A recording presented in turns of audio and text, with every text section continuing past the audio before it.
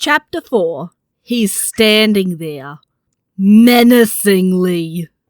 G'day everyone, Rune here, and this is Chapter 4 of my What If Hub Survived story. If you're new to this series, click the link in the description below to be taken to the playlist. Now let's begin the next chapter. Higsby stares silently at the empty space where his number man once stood, unable to process how he just lost to a child. Not just that, but a child with a set of rare chips that he'd been promised by World 3 for a job well done. Shakily, he asks how Hub got his hands on those chips, telling the boy that he'd been promised them by World 3. Hub raises an eyebrow, telling Higsby that he got these chips the same way he got all of his chips, by virus busting. And they're not actually all that rare. It's just that the viruses that hold the data for these chips aren't found in the AC/DC area. So, not only was Higsby working for the bad guys, but they completely duped him into working for chips that he could have easily gotten himself if he'd just gone a little further afield. Higsby lets out a tormented shriek, startling everyone before he's suddenly gone from the network. Deciding to ask about that later, Hub has Rockman unlock the door before quickly jacking him out of the system and running into the staff room. The first thing he sees as he enters the room is Lan tied up and gagged, leaning against the hot pink wall that blocks off the school's server. He runs up to his brother while Ms. Murray runs to reset the server. Kneeling down, he immediately unties the gag, asking his brother where Higsby is. The moment the gag leaves his mouth, Lan tells his brother to look at the corner behind him. Turning around, Hub nearly jumps in surprise at the sight of Higsby curled up on the floor facing the corner and sobbing. I think you might have broken him. Hub shoots his brother a half-hearted glare, telling him that he didn't do it on purpose. Lan rolls his eyes, telling Hub that he was just messing with him, before asking if he can untie him now as he needs to get Megaman out of the system. Hub quickly finishes untying Lan, allowing the boy to grab his PET from the floor where it had fallen and jack it back into the computer where he'd jacked into earlier.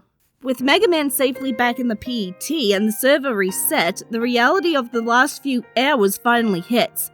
Turning to Lan, Hub grabs him by the collar before pulling him in for a tight hug, his shoulders shaking as he holds his twin. Lan returns the hug easily, his head tucked awkwardly under Hub's chin. Sorry I worried you, brother. With the crisis now averted, the rest of the day proceeds without incident, until, finally, the time has come for school to finish for the day. Just as the twins are packing up to leave, they get a simultaneous email on their PETs. Opening up the emails, they see that it's from their father, telling them that he's got a pair of upgrades for Rockman and Megaman. Unfortunately, they're a little too big to send to the twins via emails, so he'll have to give it to them some other time. Lan sighs, commenting that it's just like Dad to make something for them, only to not be able to give it to them for one reason or another. Hub taps his chin before asking if the metro line isn't having its grand reopening today after being closed for renovations. Lan thinks for a moment before grinning, saying that he thinks it is. They can catch the metro and go visit their dad at Scilabs. So too if she's working there today. Hub looks at his brother with a smug, knowing grin, causing Lan to narrow his eyes in suspicion. What? What's with that look? Nothing at all. Hub turns on his heel and begins to make his way to the door, his smile still firmly in place. Lan rushes after him, demanding to know just what his brother is making that face for. So distracted by their bickering, they completely fail to notice the eyes following them as they leave the room. After a few minutes, the boys arrive at the metro station, only to find a crowd of people standing at the toll gates, talking to one of the security guards and blocking the way to the trains. The people are all talking over one another, making it hard to understand what's going on. But one thing that the boys are able to make out is that the trains aren't running. Walking away from the crowd, they find a different guard who's not being swarmed by a mob of upset patrons and ask what's going on. With a sigh, the man explains that there's supposedly been a landslide on the tracks. But the thing is, they've called ahead and there's been no landslide. The whole system is run by computer, so if there's a problem on the line, the safety program will kick in and stop the trains running until the issue is resolved. However, the safety program was hit with a virus earlier that day, and now they can't deactivate the danger flag. Concerned, Hub asks if someone broke into the control room and if anyone was hurt. Smiling kindly at the boys, the guard tells them that nothing like that happened. The system is connected to the internet, so they think the virus got in through there. They've called it in, but with things as they are, it doesn't look like the situation is going to be resolved anytime soon. Thanking the man for his time, the twins make their way out of the station. All it takes is a single look for them to know that the other is thinking the same thing. If no one else is going to fix this, then they'll have to. The only problem is, they don't know how to get to that section of the internet from the AC/DC area. They know how to get there from the Scilab area. Mega and Rocket passed by the site where they were constructing the metro line's connection to the web more than enough times while virus busting. But they don't have access to the Scilab's network. Hub asks Lan if he knows anywhere in the AC/DC area that could be an access point to the rest of the net, since he's the one that knows the AC/D area best. Lan thinks for a moment before telling Hub that the only place that he can think of is an area that's right next to Dex's PC access point. However, he doesn't know how to get through as he's never felt the need to. Since the area is right next to Dex's access point, Hub suggests that he might know how to get in. Lan scrunches up his nose in obvious distaste, clearly reluctant to ask the older boy for help. Smiling sadly, Hub tells his brother that he knows that the two have had their differences, but Dex was a really big help during the schooljacking. Lan's fingers tighten slightly on his sleeve as Hub asks him to at least try. The worst that Dex can do is say no. Heaving a sigh, Lan finally agrees, though he's clearly not happy. When they arrive at their classmate's house, he's thankfully returned from school, so his mother shows them to his room so they can talk to him. Upon entering the room, Lan hangs back, still uncomfortable in Dex's presence and allowing Hub to do all the talking.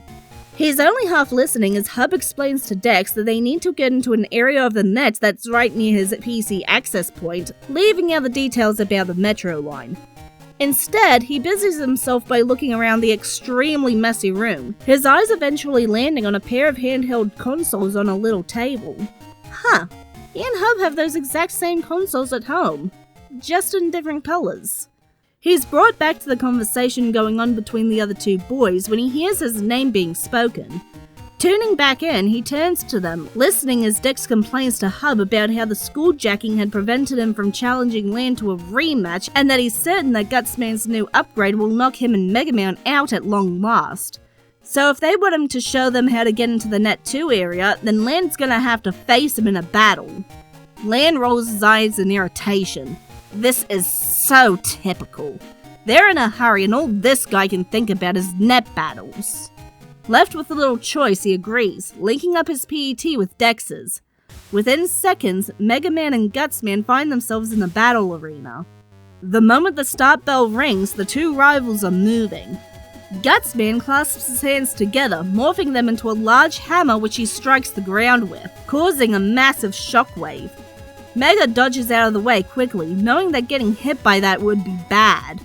Once he lands, he fires a cross shot at Guts, only to find that he's already moved. Darn it, he's still exhausted from the schooljacking. Lan notices it too, immediately switching their strategy to be more defensive, not knowing if Mega will be able to take even a single hit from the bruiser. With the new strategy, he sends through some mech guards while he tries to think of a way to take down Gutsman. If they're to have any hope of winning this, they're going to need to take him down in one shot. The only thing that could possibly let them pull that off is Beta Sword. But they'd only have one chance, and they can't miss a single swing. He tells Mega as such while keeping the plan vague so as not to tip off Dex. Mega tells him to do what he thinks is best. He trusts him. A small smile spreads on Lan's face at those words, completely oblivious to the shocked look on Dex's face. With the plan set, Lan sends through the chips needed to make the Beta Sword. Megaman is moving before the sword has finished forming. By the time he's within striking distance, the sword is formed and he swings. The first strike lands true, as does the next and the next. 5 strikes hit home, but as Megaman is taking his final swing, Gutsman manages to sidestep. With the final swing used up, the sword dissipates and Mega is left wide open for an attack. a fact that Gutsman takes full advantage of, striking Megaman with a guts punch and sending him flying. He hits the ground of the battlefield hard, rolling a little before he simply lies there unmoving.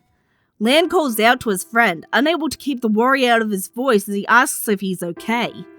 When he doesn't immediately receive a reply, he all but slams the forfeit button before jacking Megaman out and back into the safety of his PET. Ripping out the link cable, he walks off to a corner of the room to give himself at least the illusion of privacy as he frantically checks on Mega.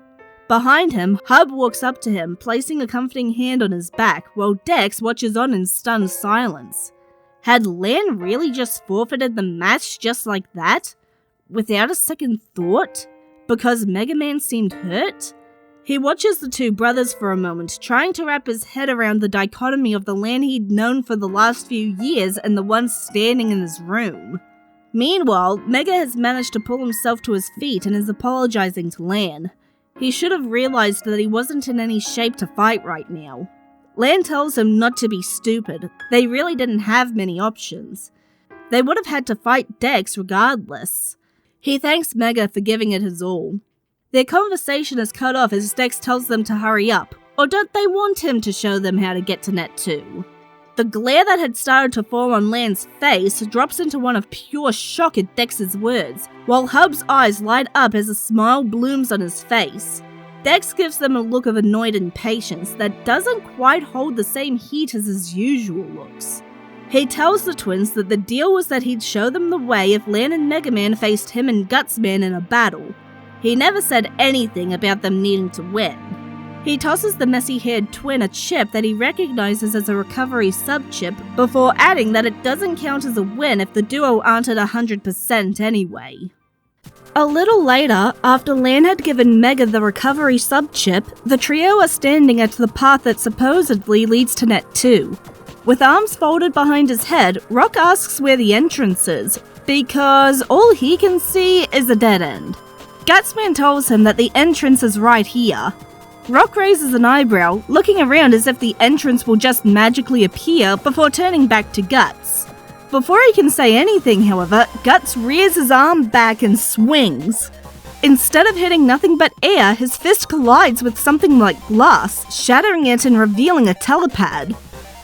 Guts looks over his shoulder at the twin navvies, giving a smug smirk at the stunned look on the boisterous one's face. With his job done, he bids the two later and prepares to jack out. Before he does, however, the twins call out to him and he turns back. Thanks! Guts gives a grunt of acknowledgement and logs out. In the physical world, Dex disconnects his PET from Lan and Hub's shared PC. He's about to leave when a thought suddenly hits him. Before he's even really thought about what he's about to do, he turns around and asks what Lan did to make a sword chip act like that. For a moment, Lan doesn't answer. Dex is just about to turn around and leave when Lan speaks up. Tomorrow. Face me in a net battle tomorrow. I'll show you then. There's a moment of stunned silence as Dex just stares at the back of Lan's head as the boy stubbornly refuses to look at him. Eventually, he simply nods and leaves, leaving the twins to finish what they need to. In the room, Hub pats Lan's shoulder, his grin an odd mix of deeply amused and proud. Shut up! I didn't say anything. It doesn't take them long to find the source of the issue with the metro line. After all, it's a bit hard to miss a literal mountain of a navvy that looks like it's made out of solid stone bricks. The navvy seems to be quite simple-minded, operating only on a handful of basic commands, including the command to delete anyone that tries to interfere with his mission. Mega and Rock aren't surprised when they find their options reduced to fighting the navvy. Both sets of twins smile, commenting that it's been a while since they were last able to take down an opponent together. Alright, Megaman, battle routine set! Execute! The moment the battle starts, the brothers fall into a familiar rhythm. While Mega charges into a close quarters battle, Rock hangs back, providing cover in the form of ranged attacks. It quickly becomes clear that this battle is going to be a lot like that old western story of David and Goliath. While Stoneman has yet to hit either of them due to being slow and not very maneuverable, His attacks have left quite sizable craters in the path where they've landed. Their own attacks also don't seem to be doing quite as much damage as they usually do. However, when Hub is trying to get one of his chips out of his pocket, he drops a few others that give him an idea. Turning to Lan, he shows him the chips. Lan looks at them before nodding to Hub, telling him to do what he has to. He and Mega will buy them some time. Turning back to his PET, Lan opens up the comm. Calling out to Stoneman, he asks if this is really the best he's got. He's seen 2-year-olds that pack more punch. Stoneman gives a roar of fury before swinging at Mega, who easily manages to dodge and begins to play along. In a tone that could almost be considered concern, he asks the Navi if he's feeling alright. After all, the only people he's seen move this slow are old Navis that are barely able to function. After a few minutes of this, Rock calls out from behind the hulking giant for Mega to get out of the way. Mega does just that, diving away from Stoneman as the Bruiser turns to see the yellow Navi holding a massive cannon. With a smirk, Rock pulls the trigger, firing the powered cannon and blasting Stoneman into nothing. With the Navi out of the way, it's easy for the brothers to remove the rocks from the train line, restoring it to normal. And that, everyone, is where I'm going to leave the story for now. Join me next time as the twins visit Scilabs and meet a certain someone. I'm Rune. See you next chapter.